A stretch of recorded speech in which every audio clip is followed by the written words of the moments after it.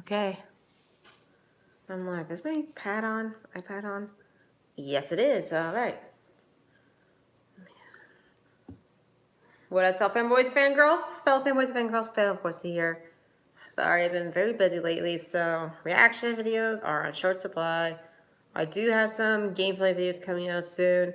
Final Fantasy 15, I played the Final Fantasy 14 collaboration of the game. It was awesome! And I got a couple of Fortnite videos, although I played with a friend, but for some reason their chat didn't filter through when I was looking at the recording, so...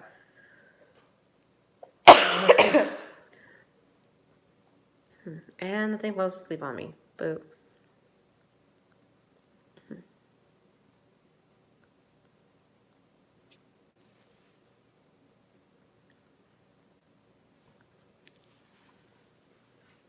Alright, I'm looking for the Death Battle videos right now.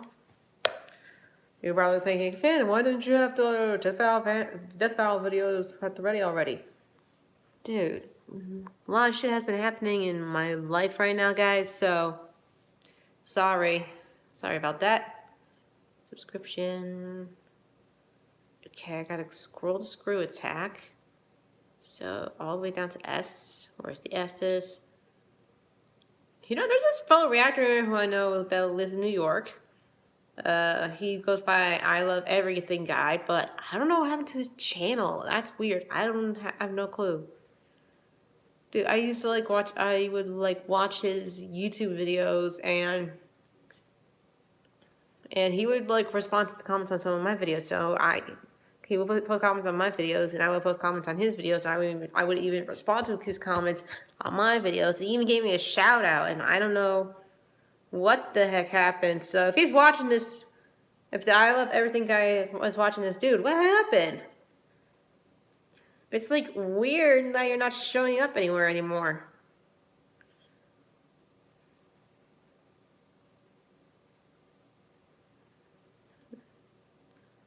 Oh wait, I'm going. Okay, screw attack.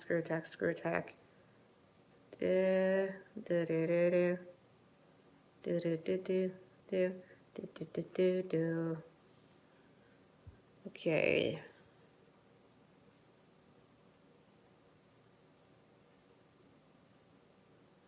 Oh my god, did they? Dude, I think they can. Did they really remove screw attack from my freaking... Okay, that's it. Looking it up. Screw attack, here we go.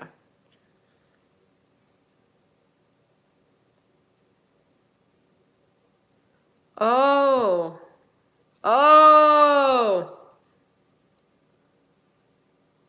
Okay, I see what happened. They changed screw attack to death battle. Okay.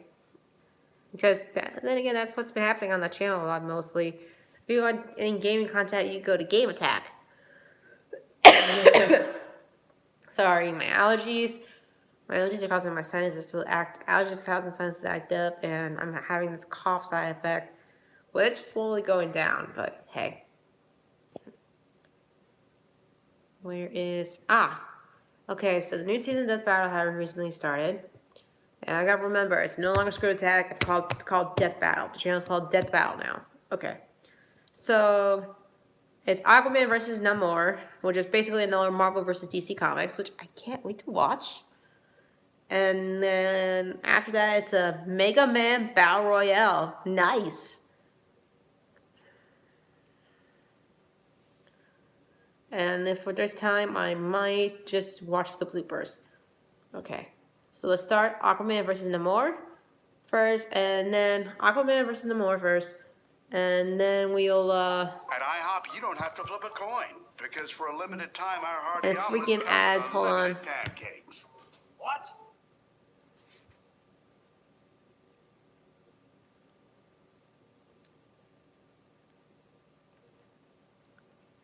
Within your own DNA with a single kit from 23andMe.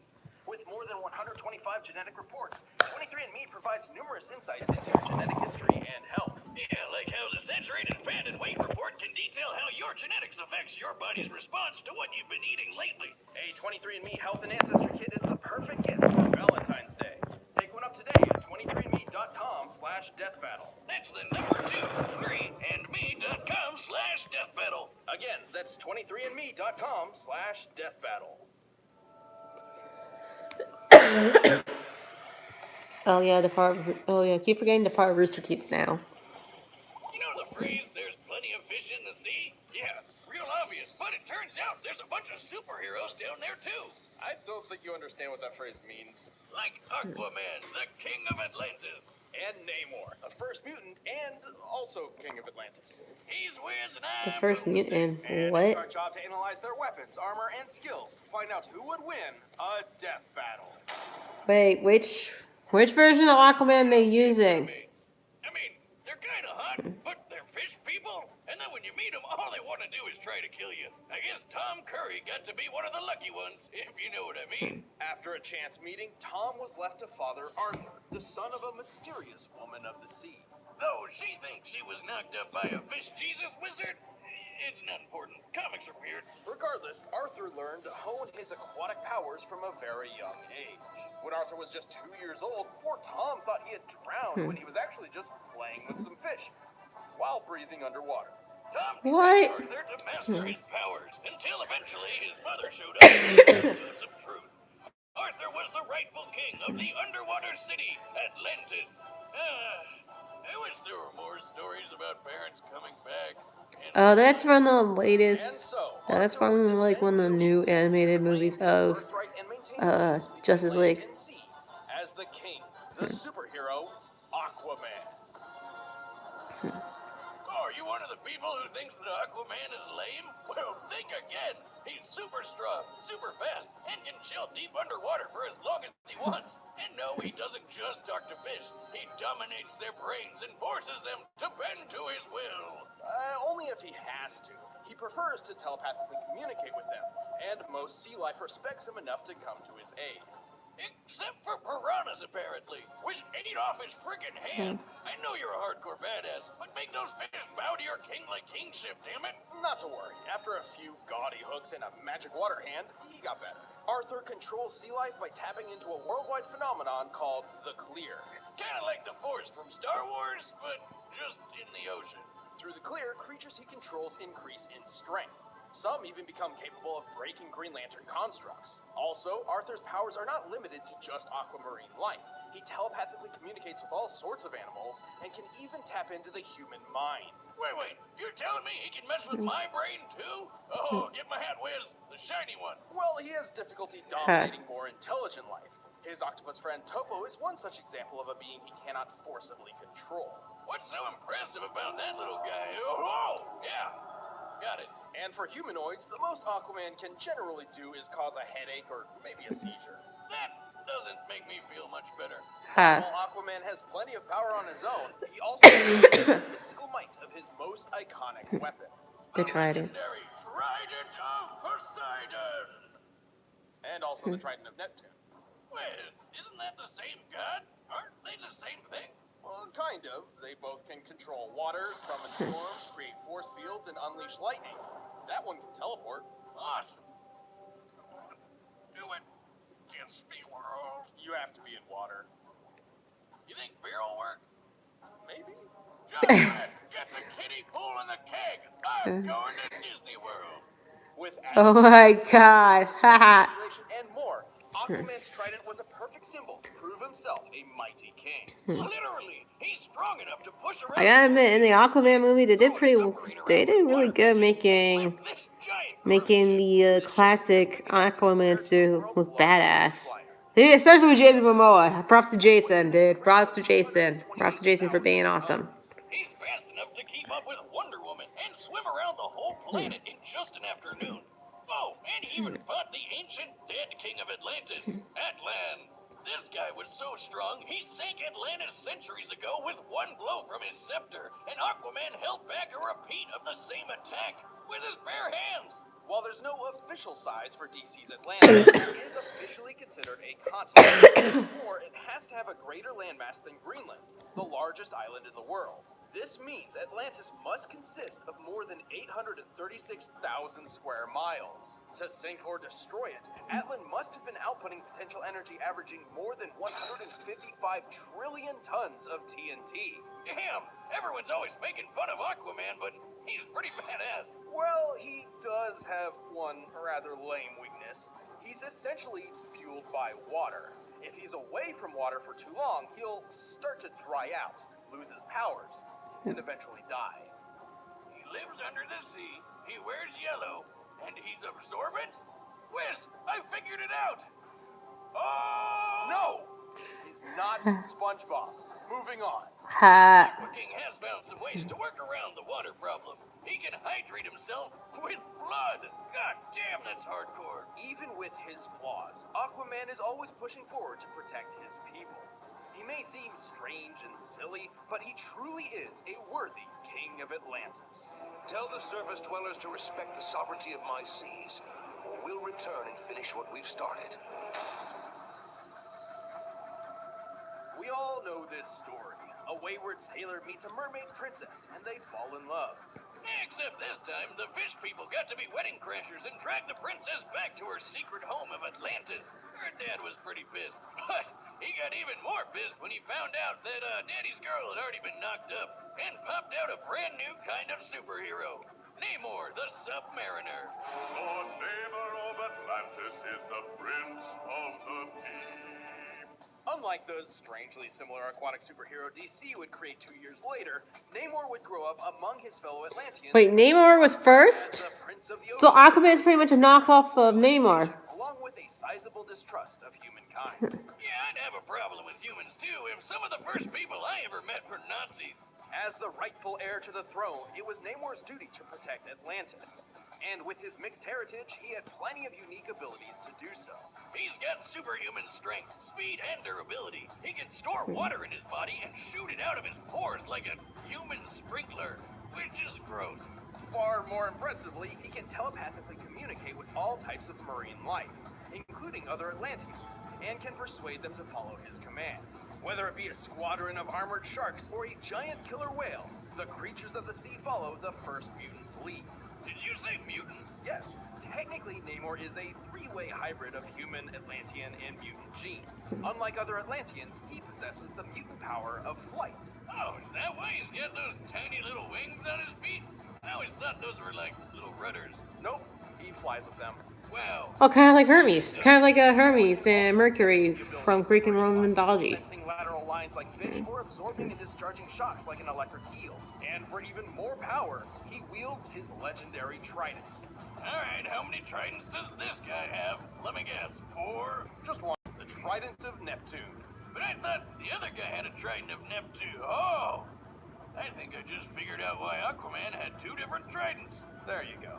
Well, this trident's got a bunch of cool magic powers. It can control water, shoot lasers, turn people invisible, and if Namor needs some backup, he can animate objects and his surroundings to create living beings to fight alongside him. And that's not even the only magic doohickey Namor has. He can use the Horn of Proteus to summon sea monsters like Giganto, which is a super whale with arms. Look out, birds with arms, I'm starting a new subreddit. The Giganto is strong enough to withstand the blast of an atomic bomb. It pales in comparison to Namor's own strength. No kidding. The Submariner is rock for over a minute. If that's not good enough for you, how about the time Namor held up a whole frigging island all by himself?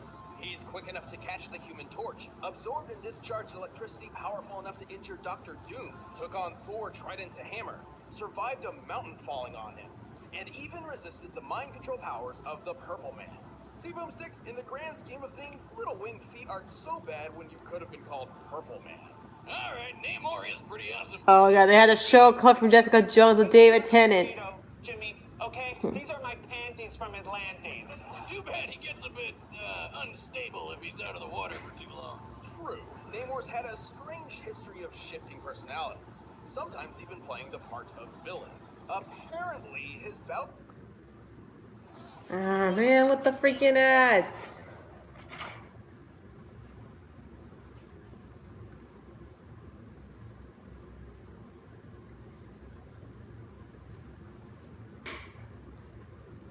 Okay, here we go. stem from a strange bipolar defect brought on by oxygen imbalance. Which, last I checked, isn't quite how bipolar disorder works. No, Wiz, I have the same kind of problem. I get super evil and grumpy when I haven't had a beer in at least 24 hours. 24? 12, 6, 2. Screw you. Boomstick, that's a chemical dependency. Ah, just like my personal hero, Bane. You're missing the point. Oh, you think the point is your ally, but you merely adopted the point. I was born in it, molded. How about that point? Oh shit. Wiz wanna take Boomstick shit. Holy shit. Flying opponents. No, but I am Namor, ruler of the kingdom of Atlantis. Your time in the sun is over. All right, the combatants are set, and we've run Let's this go. into all possibilities. But first, I wonder if Blue Apron has any fish on the menu this week. By now, you've probably heard of Blue Apron, the leading meal kit delivery service in the U.S. Choose your meals each week. Get the Alright, ingredients let me delivered to you. pause. Fast forward, please.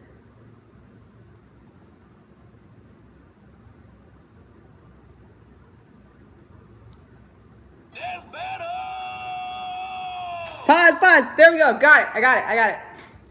Okay, so by the looks of it, it looks like Namor might win this. He most likely might win this. The odds are pretty much stacked up against Aquaman, but there's a possibility that Aquaman could turn this around because you know he might be able to not control Namor, but he could probably fight back with their telepathic ability battle. He could probably fight back, give a headache, thus giving him a hard time. If Namor does his like sprinkler thing, his water sprinkler thing, Aquaman could absorb it and whoop Namor's ass. But it looks like Namor might win. Unless Aquaman can turn it around, which I'm hoping. There's a slight chance it's only Namor's gonna win. Well, not a slight chance, a huge chance. Okay, let's go.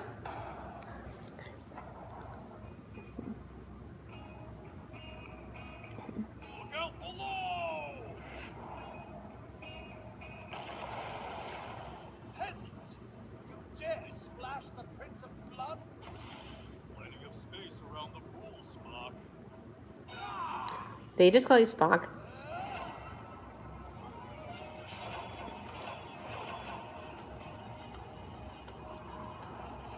You may be a prince, but I am the king of the seven seas.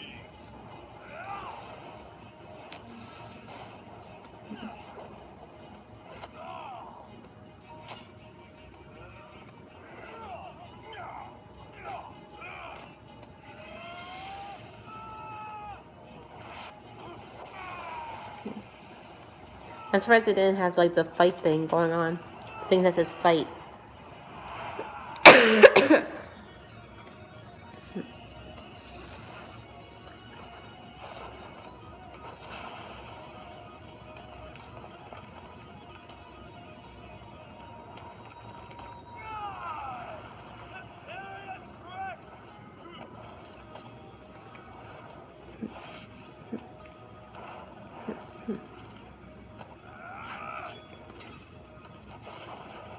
I will not submit!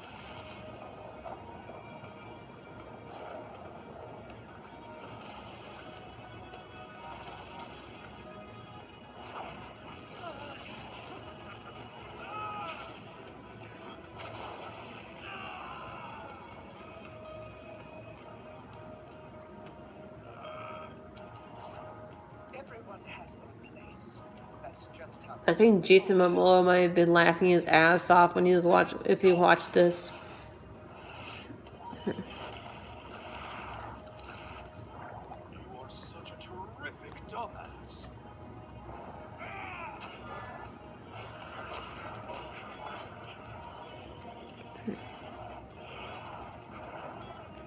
Oh, please don't kill the dolphin. Please don't kill the dolphin. Woo! That's too close.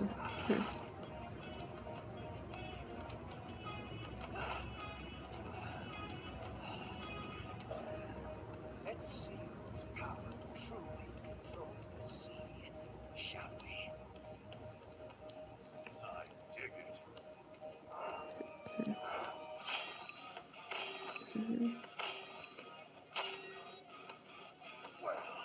Seems we're evenly matched. Or maybe I've been saving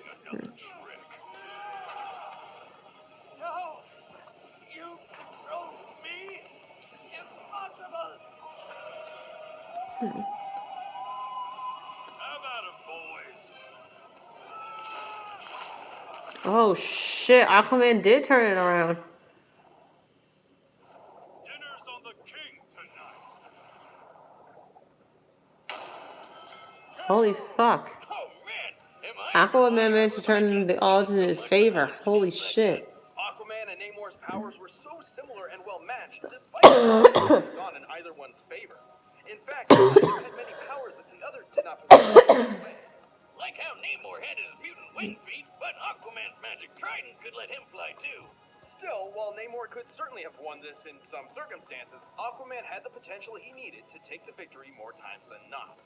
Namor could match Savage Hulk, who held up 150 billion tons. But remember, Aquaman stopped Atlan's continent-crushing attack, which had a potential energy over 150 trillion tons of TNT.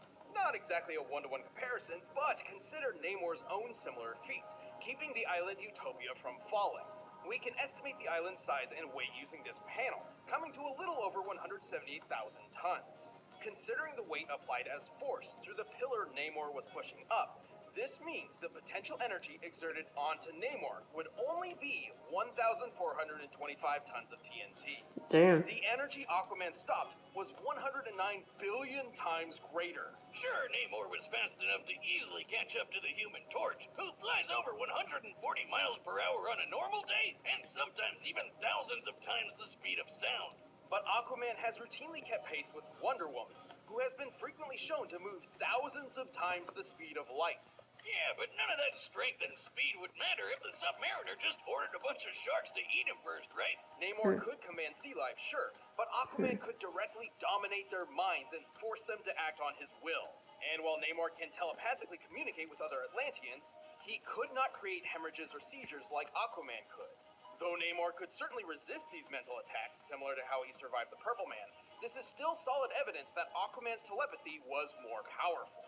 Oh, and don't forget, Aqua King can make his underwater buddies physically stronger with the clear, while Namor was stuck commanding plain old everyday fish. Overall, while their extremely similar powers were so closely matched, Aquaman had the edge in just enough of them to prove himself the strongest king of the sea.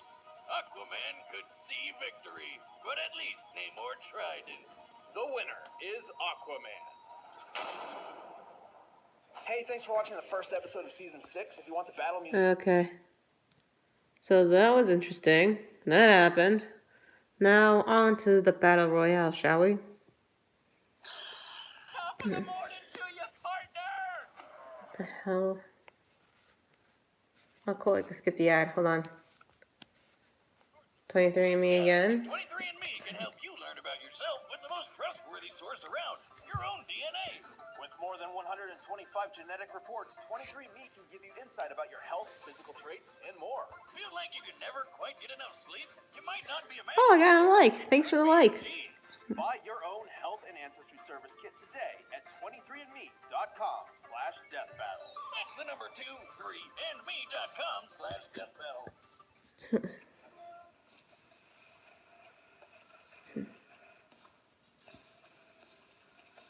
Mega Man may be an icon by himself, but others have carried on his legacy, creating real immortality. Immortality? Not on this show. Time to find out which Mega Man is the most mega of the men. While there are many versions of the character to choose from, not that one, this battle will feature the 5 most prominent. The classic era Mega Man, Mega Man X. Volnut from the Legends series, Battle Network's Megaman.exe. and the Alien Star Force Mega Man.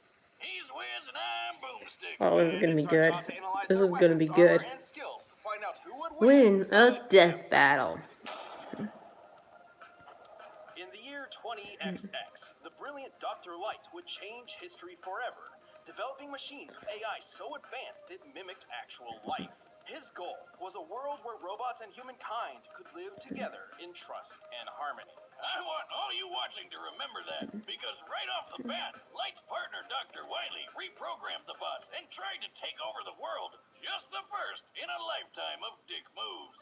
To combat this threat, Light upgraded one of his prototypes, Rock, into the original, the classic Mega Man. Classic, huh? What's next? Diet Mega Man? Cherry Vanilla Mega Man? Mega Man Zero? For one of those, technically yes, but that's much later. Mega Man is armored with ultra-strong Ceratanium and comes equipped with the Mega Buster, a literal hand cannon for each arm. While its normal lemon energy bloops aren't too deadly, he can charge them up to tear through Robot Master ass like nothing. Ha. Nice going, Boom. Meant to do that. There was a fly. Oh, fun fact, the guy who voices Boomstick, Chad James, he's actually one of the characters in Genlock. I'm not gonna tell you which one he's playing So now until so you guys gotta go watch Genlock yourself. You might have to get the Rooster Teeth is twice as hot as the account going, but I heard the account's free, so go for it. Sure, he can shield himself with the Skull Barrier, reflect projectiles with the Mirror Buster, bypass armor with the Centaur Flash, stop time with the Time Stopper, and create localized singularities with the Black Hole Bomb. In case this little blue buddy needs a boost, he can activate his double gear system, which is basically Roboroids. They jack up his power, his speed, or both at the same time. And with his robotic canine companion Rush, Mega Man can access his Super Adapter form, which grants him flight, a boost in power, and rocket-propelled punches.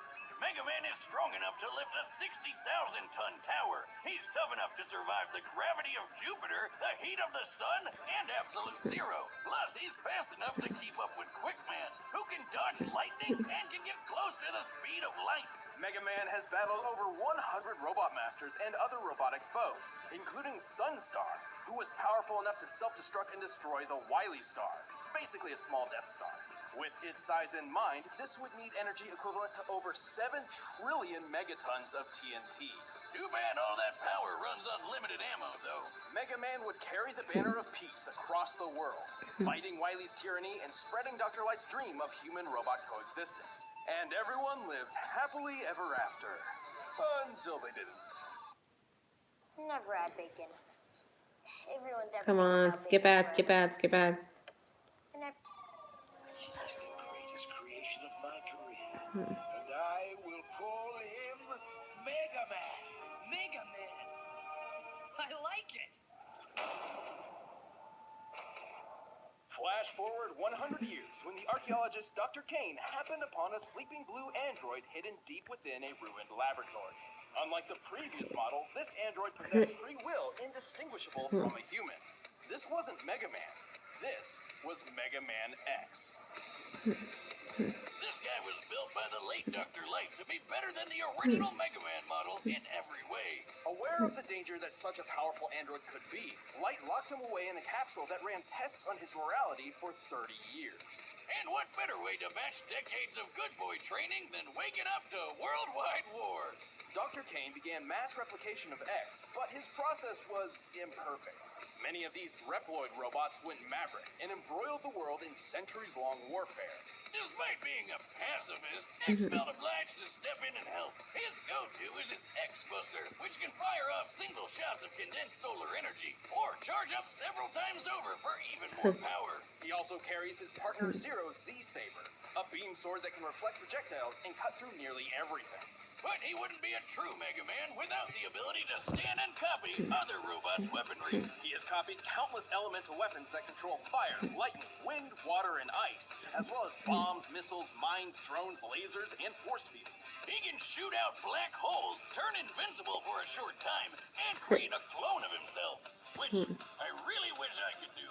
He can stop time and even resist similar effects when other robots try their own time stoppers. But when he gets serious, he breaks out his ultimate armor. It doubles his durability, gives him unlimited ammo, allows him to fly and attack with the Nova Strike move, and teaches him some super-powered moves like the Hadouken and Shoryuken. Yeah, turns out Dr. Light was a fan of Street Fighter. But possibly his greatest ability is what the X What? refers to. Mega Man X has a hand in Street X Fighter? factor that What? has limitless evolutionary potential. What? Here's your typical anime bullshit. Powered by love or friendship or See, let's see, like puppies or Street whatever, Fighter. X is completely They regenerated just from near said that death. Mega Man X Formed his whole body has a hint only of Street Fighter. from just his metal Like, I know they're all Capcom, both Street Fighter and Mega Man are Capcom, but seriously? Including the General. The General They was had Dr. Light destroying laser, the energy of which make would sure require Mega Man X knew 1 trillion Shoryuken and megatons of Hadouken TNT. Hidden Hadouken. Fast enough to dodge optic sunflower What the points heck? and lasers, and survived channeling enough energy through his body to annihilate all of Japan. After years of fighting, he managed to destroy his arch enemy, the Sigma. Sigma virus, with his most powerful weapon yet, the Mother Elf, aka the latest thing to join our Hall of Fame of terrible names for awesome stuff. The Mother Elf is like a living antivirus software that can heal X's wounds, increase his power, and completely rewrite a Reploid's code, giving him complete control over cybernetic beings. That's how he defeated the Sigma virus, by erasing it from every Reploid in the world all at once. And the day was finally saved. Well, until the Mother Elf was corrupted and the biggest war ever broke out all over again. But for the ultimate peacekeeper, X sure spent a lot of time kicking ass. As long as there's hope, we can change the future. Alright, who's the third Mega? Thousands of years later, the world was consumed by a great flood. Humanity was all but extinct. The world got so shitty, the man in the sky himself had to step in and flush that thing. All that remained on the planet was a race of artificial life forms known as carbons. But some of humanity survived in the orbital space station, the Elysium. This station housed the Master System, a computer program designed to control the carbons population on Earth. But over time, all the humans on board died. Except for one, the Master, and his assistant, a carbon known as Mega Man Trigger. Since the carbons were basically the only humanoid life forms left in this super sad world, this last human figured they deserved free reign of the planet. So he told Trigger to destroy the Master System. Though I'm pretty sure Nintendo already did that. Despite being a purifier unit designed to protect the Master System, Trigger obeyed. But thanks to this chick Sarah, he got his robo butt whooped hard, lost all his memories, and got turned into a baby. Sealed away for years, he was eventually discovered by carbon diggers who named him Volnut. And thus began his journey to stop the Master System, battle pirates, and trigger his lost memories. See what I did there? Wiz, gotta talk about something you said. Ha! Why did they name him Volnut? What a dumb name. The only thing dumber than that name was that stupid pun that you made. Well, to save the day, Volnut has, surprise, the Mega Buster. And he can switch out his right arm for a bunch of... I swear, every freaking Mega Man character is gonna have the Buster. The Mega Buster. I swear. And his most powerful weapon of all, the Shining Laser.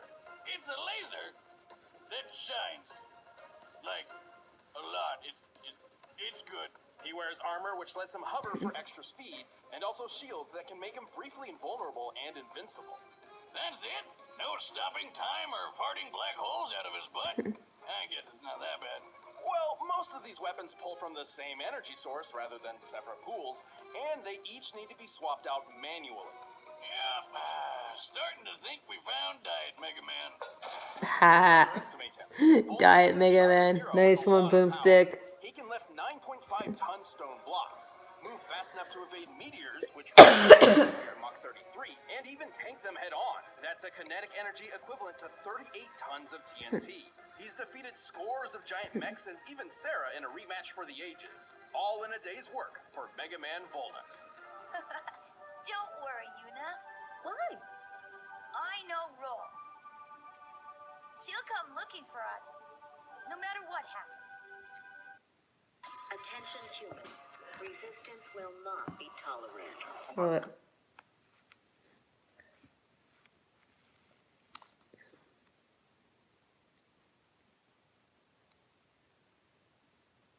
Okay, volume back up. Whoa. Don't try and pull that happily ever after crap. Humanity went extinct. The planet is flooded, and the last Mega Man is stuck in space forever because Legends 3 is never gonna happen. That peaceful future Dr. Light fought so hard for turned out to be total bullshit. And if you think about it, it's all his fault. Love and peace are lies, God is dead, and we're all totally... Maybe in this timeline, but luckily, there is another. Oh, wait. Is this the one? Is this the one that came out when I was a kid? Year 20XX. Imagine, instead of revolutionizing science with robotics, Thomas Light focused on computer sciences and created a world dominated by the internet and digital AI. Oh, and his name was also Tadashi Hikari. Oh, great. The AI Overlord timeline. Hey, Siri, please don't kill everyone and take over the world. I didn't catch that boomstick. Oh, God, it's already happening. The internet infrastructure Hikari worked on was so complex, it became its own separate universe known as the cyber world. This unpredictable digital universe was managed by sentient computer programs called NetNavies. Reminds me of those digital Pokemon. Or those going Hikari had a grandson named Lan. Yes, that's really his name. And Dude! one of the best Dude! I used to watch this cartoon every freaking Saturday morning. together, they I used to watch this cartoon every Saturday morning. Mega Man.exe. both the real and cyber worlds, and saved both countless times. EXE can shoot foes down with his regular or charge shots with his, yes, you guessed it, Mega Blaster. He can fly with his Mega Booster. Dude, you can't have a Mega Man without his Mega Blaster, I swear. Maester. Okay, maybe he doesn't have that label. His true strength, however, lies in Lan's enormous collection of battle chips, which contain a variety of different weapons and tools for EXE to use. He has over 1,500 of these. You know the drill by now. He's got cannons, shotguns, spread guns, mini bombs, big bombs, time bombs, shockwaves, earthquakes, meteors, swords, kunai, boomerangs, and an incredibly deadly yo-yo. That doesn't even scratch the surface. He can create black holes, move objects with telekinesis. Create black holes. Okay, we got some original Mega Man powers in there too. Resist having his data assimilated, uninstall customized programs and weapons data in enemies, and use GigaFreeze to put programs and even the whole internet in stasis. That why my internet went down last night? I might have to break out boomstick.exe and kick his ass. How do I Alt F4 this little bastard?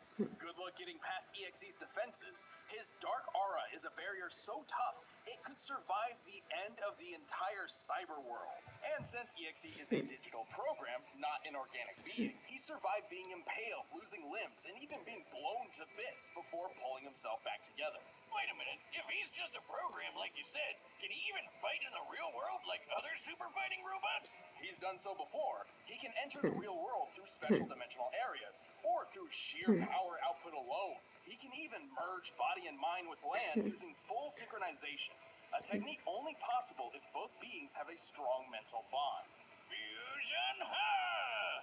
Well, turns out EXE and Lan are super close because, plot twist, EXE is Lan's stillborn dead baby brother turned into a computer program. Wow! Yeah, well, What? bond perfectly, they enter hub form. Enough to defeat Nebula Gray and the Dark Galaxy universe with just a wave of his hand. EXE is tough enough to survive a planet-sized Psybeast exploding. That's a blast worth over 14 septillion megatons of TNT. He's quick enough to search practically the entire cyber world. So basically, Mega Man.exe is Lance's long dead brother. Holy shit. Lan retired from virus busting to become a scientist whose research would play a part in the next generation of Mega Man. Pretty Oh, impressive. is he the reason why we got Star Force? I'm sorry, Wizzy. We had to work that in. I understand.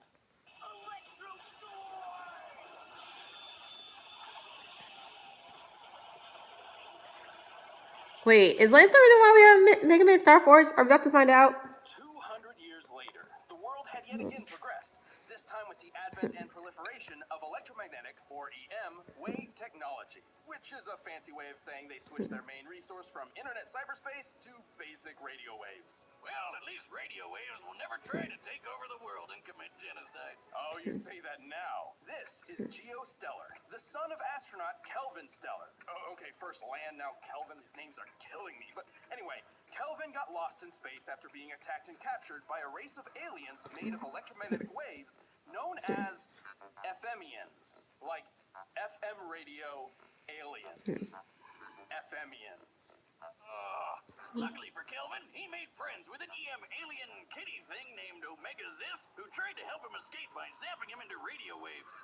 It wasn't the best idea ever, but eventually Omega and Geo met up and merged together to become Star Force Mega Man. And with this transformation, Geo acquired and amplified all of Omega's EM powers. Namely, as a being composed of EM waves, he's effectively invisible and intangible. We passed right through.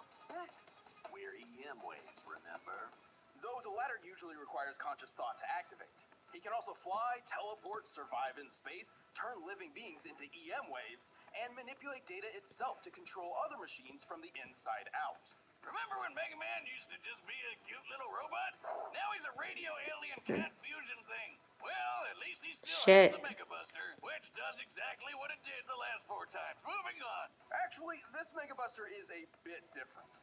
Not only does it charge automatically when not in use, it can be modified with different wizard equips, no relation, to change its power, speed, and status effects. It would have been a lot better if it had boomstick equips. Well, I'm sure there's something boomstick related in Geo's nearly 600 battle cards, which provide Star Force Mega Man with numerous special weapons. He's got guns, swords, hammers, axes, scythes, bombs, missiles, lasers, meteors, shockwaves, a crap ton of elemental attacks, and when all else fails, he can just use his bare hands. He can paralyze foes, drain their health, summon black holes, turn invincible, heal wounds, create force fields, summon... Yo, Mega Man Walnut is so... Okay, I'm gonna call it Mega Man Walnut. He's not gonna probably survive. Mega Man.exe might be able to take out Mega Man Star Force. Yeah, man. Animals are getting smarter. Right. Noise is excess energy created by EM beings, kind of like static. When utilized properly, it can cause machinery malfunction similar to an EMP, drive EM beings insane, and, if he absorbs enough of it, allow Geo and Omega to change into even more powerful forms. His greatest form is Red Joker, which can fire the Red Gaia Erasure, a huge laser that'll reduce your body to EM particles and shoot them across the atmosphere. While you're still conscious. Talk about one hell of a way to go. With all these powers and more, Geo and Omega have the resume to match. They've defeated dozens of enemies, including Sirius, Ha! We got her! who was powerful enough to move a black hole hundreds of millions of miles in a single day. The black hole in question was Sagittarius A, which has a mass 4 million times greater than the Sun. Factoring in its mass and the speed it traveled, we can get a kinetic energy of 4.6 decillion megatons of TNT. Damn. To obliterate a solar system. Then Star Force survived inside of that black hole like it was nothing. And since he's made of radio waves, he's as fast as light. Though some other EM beings were able to fly from the center of the Milky Way galaxy to Earth in only 3 days. That's over 3 million times the speed of light. Star Force even fought EXE once. He technically lost, but he was just holding back to make sure he didn't Marty McFly the future away. But of all his accomplishments, his Holy greatest shit. was one that no other Mega Man up until that point had achieved. This world, and this timeline, actually turned out pretty great. All thanks to Star Force Mega Man. We need a better song. That worked. With Boost, you get a super reliable, super fast nationwide But- network. Alright, waiting for this ad to finish.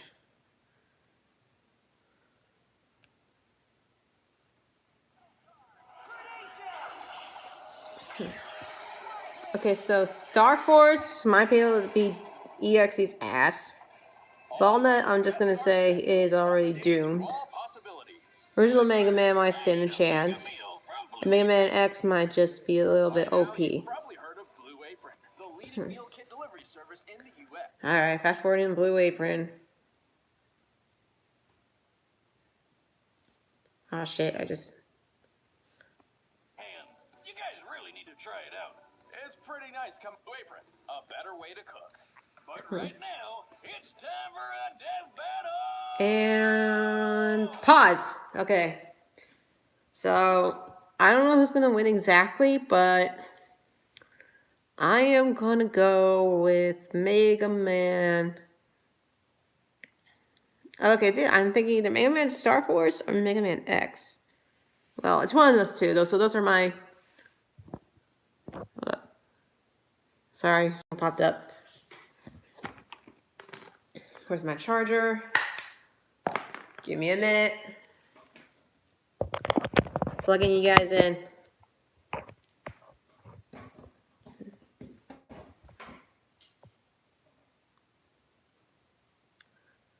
Okay, you guys should be good. Should be good for a bit longer. So, okay. So, either Star Force or X might win. Let's find out. Those are my guesses.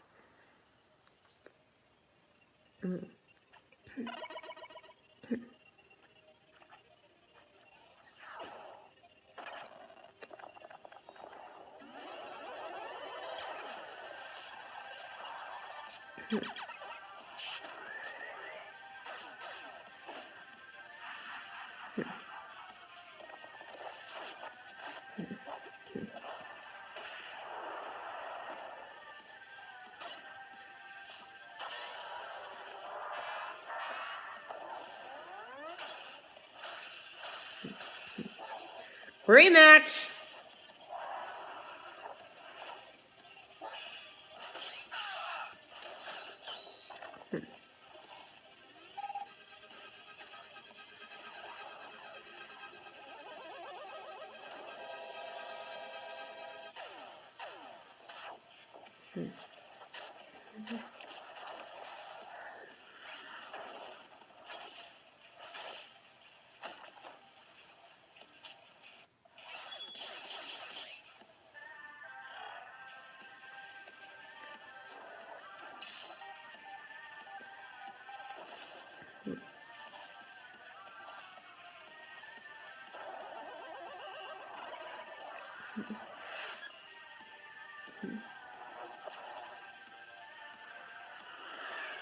Yeah, you're screwed.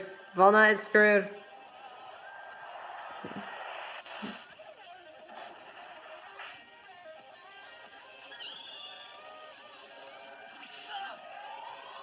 Because he can't do black hole.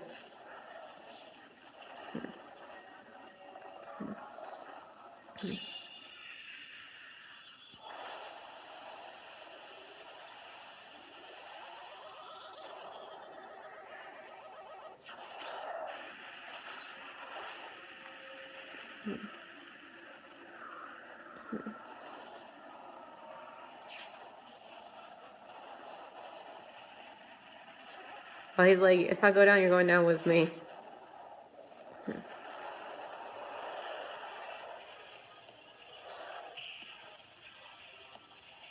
Here's .exe.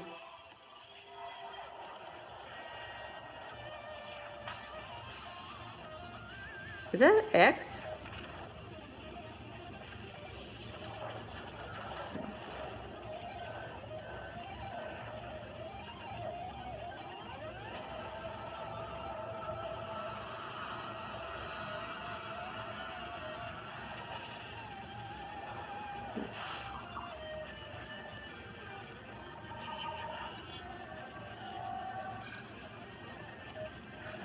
Oh shit.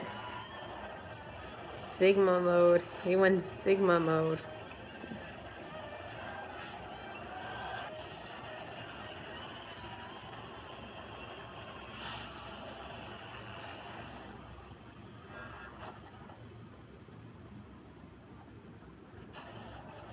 Where did Star Force go? Did Star Force die? Oh, .exe won. Sure, X or Star Force had this one in the bag. Surprisingly, this battle's victor was fairly clear-cut. While the original three Mega Men had many impressive feats, they were all outclassed by EXE and Star Force's cosmic-level feats. And poor Walnut couldn't keep up with any of them. Even Classic had a leg up with his huge variety of weapons, but his limited ammunition meant he would never last too long. Plus, X was designed to surpass him in every way. X's Mother Elf may have rewritten the code of the Reploids in his time, but both EXE and Star Force were much more powerful data beings who have resisted similar rewriting before. In particular, Star Force's noise manipulation gave him a huge advantage over the Mother Elf, which we know to be fairly vulnerable to corruption. But I know what you're thinking. Star Force is 200 years ahead of EXE. Shouldn't his tech be way better? He even held back in their cannon fight. That's to clarify, canon and story, not they were both using their cannons. True, but so did EXE. Neither were fighting at their full potential, as made evident by their other feats. At best, Star Force may move 3 million times the speed of light, but EXE was fast enough to search the whole cyberworld universe in a brief period of time, and powerful enough to later destroy it in its entirety. And the cyberworld isn't just a hard drive with some gigabytes. It's a universe with stars and galaxies and the whole shebang. To clock EXE's speed, we first need to find the volume of EXE's field of view compared to the volume of the observable universe. With that, we can determine the number of passes EXE made across its diameter in order to search everywhere. While the manga doesn't give an exact time frame, the situation EXE is in is dire. His ally, Base.exe, is on death's door. So Mega Man's solution is to zoom around the universe as fast as possible until Okay. he happens upon some tool or weapon that can help. That doesn't sound like it should work. But it does, and he couldn't have been gone for more than a minute, or base would have been done for. So with that in mind, EXE must have been traveling over 3 novemdecillion times the speed of light. That's Holy 6 shit. zeros long. Wiz, I'm pretty sure Shit. we can set a new record for highest number ever on this show. You know, I think so. And it also goes without saying that while Star Force's solar system level black hole feat was impressive, EXE destroying an entire universe is far superior. About 200 quintillion times more, if you're curious. Don't forget that EXE's arsenal of battle chips is much larger than Geo's collection of battle cards. Also, EXE Oh, yeah, good point. used chips like uninstall, interrupt, and capture to disable all the other Mega Man's weapons and programs whenever he wanted. Well, except for Volnut, ironically, because his weapons were manual rather than programmed. You got one, buddy. All the Mega Men are good at what they do, but at the end of the day, EXE had the speed, power, and the tools needed to be the best super fighting robot. This battle totally rocked. Man, The winner is MegaMan.exe. You're open all day, every day. That's on 24/7. Uh-huh. Like that, you get 24/7 access. So .exe1. Watch this episode if you want the battle music. Alright, what's going on for the next death battle? You can check out exclusive commentary on this episode or another video that could be right over there.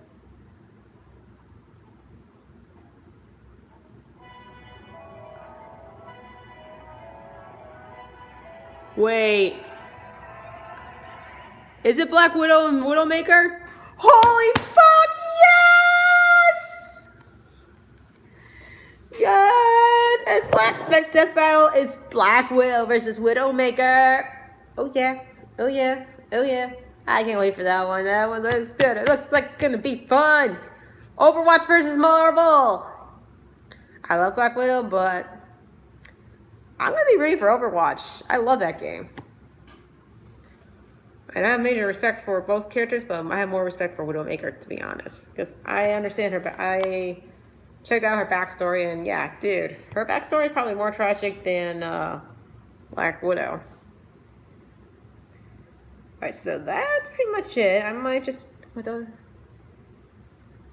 Yeah, that's basically it, guys. Although, before I go, I just want to see something. So, as you guys know, I think Devil May Cry 5 came out recently, right? Devil May Cry 5 had recently come out. But when the trailer came out for like one of the characters, for a character called V, dudes, everyone, like, the first Capcom hinted that Virgil might be coming back. And then they introduced a character called V. Everyone said, V is not Virgil, it's another character, blah, blah, blah, blah, blah.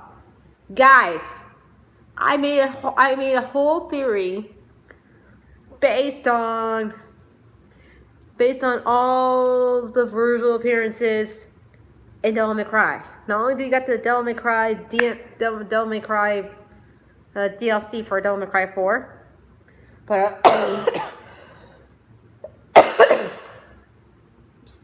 but dude, I swear there was a hint in Devil May Cry 5.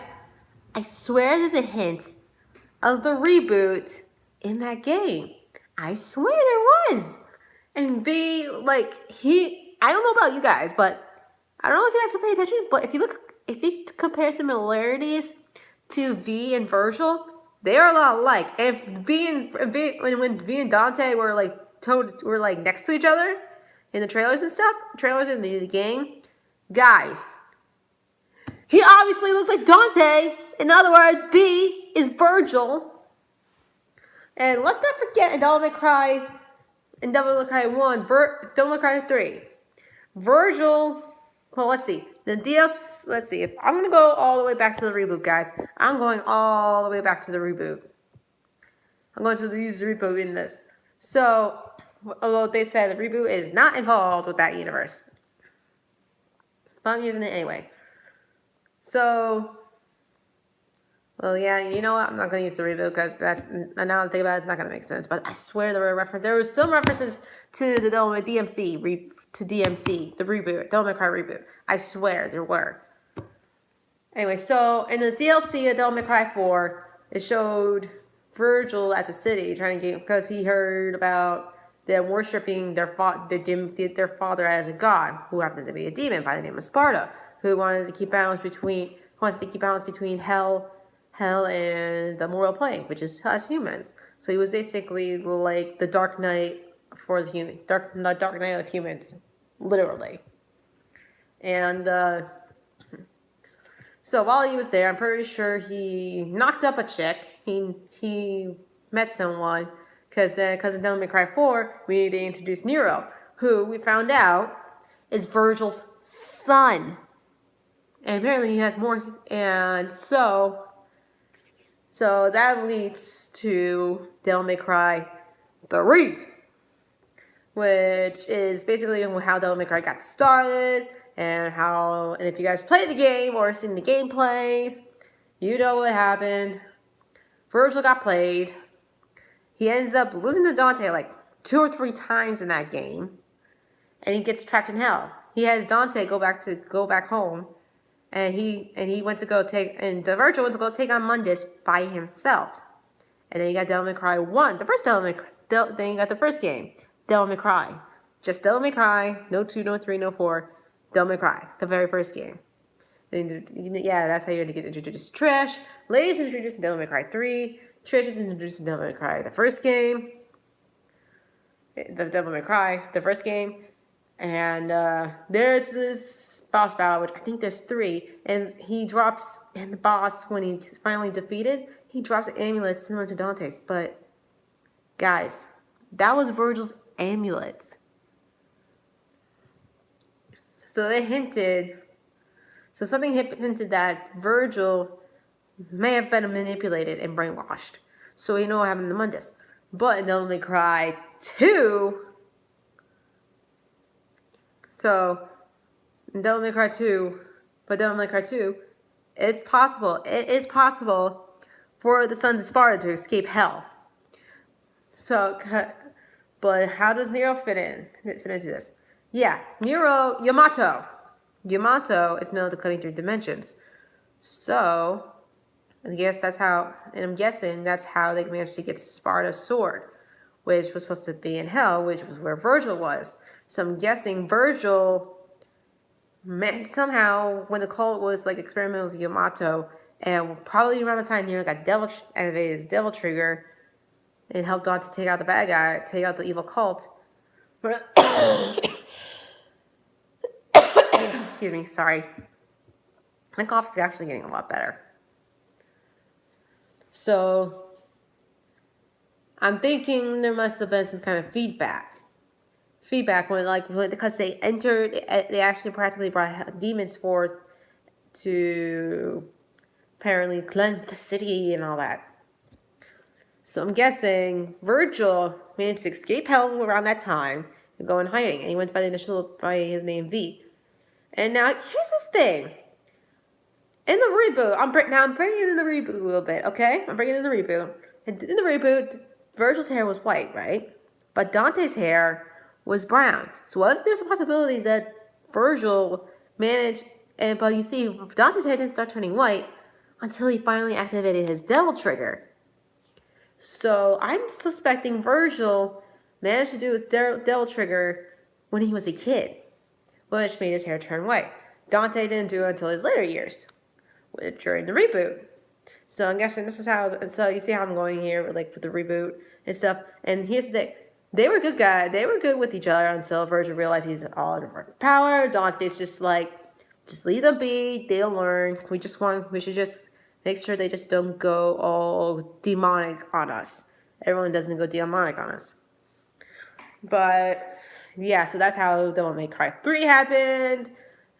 The DLC. So then there was the DLC called Virgil's Downfall in the reboot, and I'm like, oh my god, this is how Virgil became Virgil.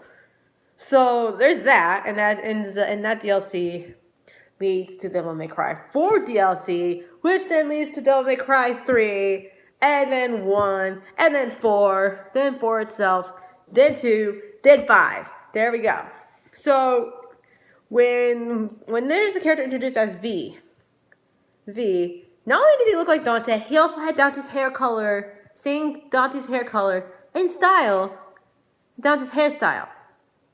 Dante's hairstyle, like in the original like Dante's hairstyle as it is, but it was like dark brown close to black.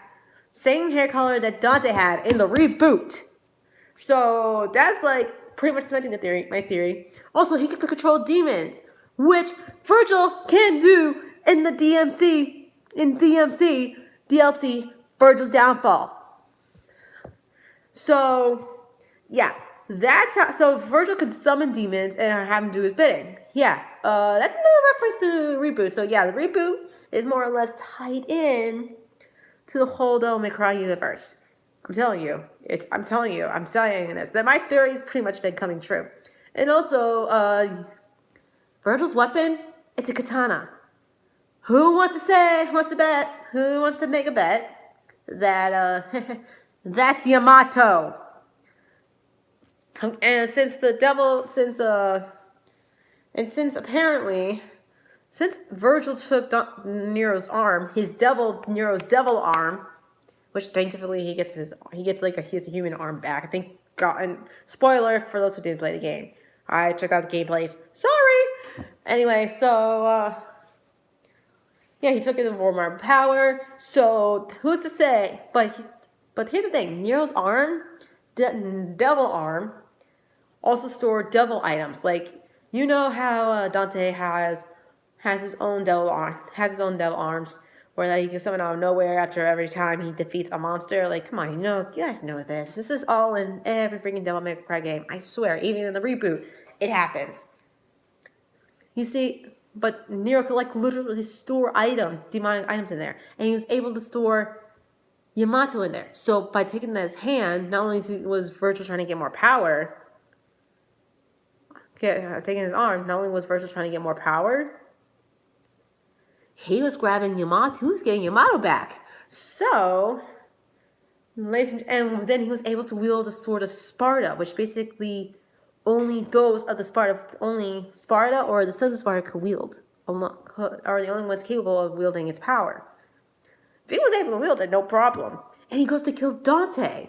Like he's like, I'm finally gonna get. And he pretty much said, I don't know exact words. I forgot what they were, but he pretty much said, I'm finally gonna get you, Dante. I finally won. And I'm like, guys, that's fucking Virgil. I even mentioned it in the theory. And then the final trailer for Devil May Cry 5 drops, and it shows Virgil in the spot. Like they showed like something happened that caused something open for hell open, and V did something that involves Yamato and Nero and Dante and everybody.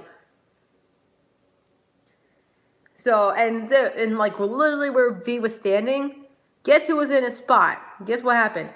He turned into Virgil. So basically, since the announcement of V, since the trailer, since the poster for Devil May Cry showed 3 men of the Sparta bloodline, and one of them looked like Virgil in the shadows, hiding in the shadows there. I made a theory saying V is Virgil, and very few people agreed with me. And so I would always back them up in the comment. I would always back them up, back up their theory. But everyone's like, no, V's a different character. It's not going to be Virgil.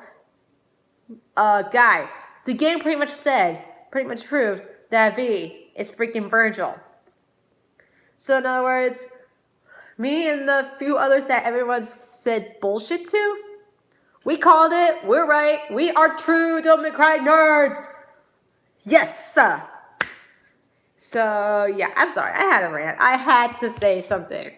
I had to say something to defend me and my fellow nerds, whose theory was pretty much more or less spot on that V is Virgil. Anyway, so okay, thank you guys so much for watching. Especially shout out to the person who gave me that like for the stream. And if you're watching this after the stream, yeah, thank you for stopping by. Be sure to like, comment, and subscribe to be kept up to date with anything new I'll be posting in the near future. And until next time, Fandom Forcer out.